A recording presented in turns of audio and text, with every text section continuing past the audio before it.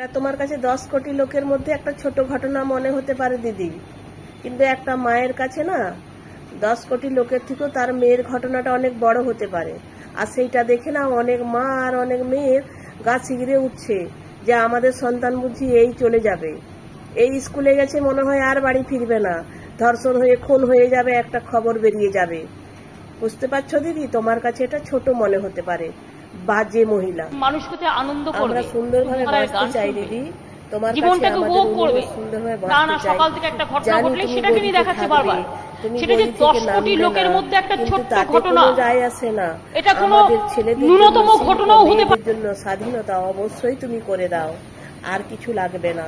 তোমার কন্যাশ্রী, যুবশ্রী, যা কিছু লক্ষ্মীর ভান্ডার সব তুমি তুলে নাও, কিন্তু তুমি জীবন ফিরিয়ে দাও। জীবনটাই থাকলে না, একটা সন্তান বেঁচে থাকলে তার মায়ের কাছে 10 লক্ষ টাকাটা নয়, 10 কোটি টাকার সমান। মমতা দিদি, তুমি তো সন্তানের মা নও, তাই তুমি সন্তান হারানোর ব্যথা তো বুঝবে না। সন্তান হারানোর ব্যথা যে কি একমাত্র তার মাই বোঝে, যে সন্তান না গিয়ে যদি আমার জীবনটা চলে যেত আমি শান্তি পেতাম। আজকে যার সন্তান গেছে তার কাছে 10 কোটি দিলেও সেই সন্তানের বেদনা সে ভুলবে না।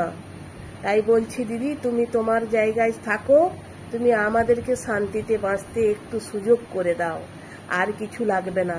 একটা মেয়ে ধর্ষণ হয়ে মারা গেছে, সেখানে কেউ বলেছে কি 10 লক্ষ টাকা তো আমরা দিতেই পারি, আবার কেউ বলছে একটা ঘটনাকে নিয়ে পুরো এটা খারাপ হতে পারে না, আবার কেউ বলছে মেয়েদের পোশাকটা এতই নোংরা পরে যেখানে ছেলেরা উন্মাদ হয়ে মেয়েকে ধর্ষণ করে রেপ করতে সাহায্য করে।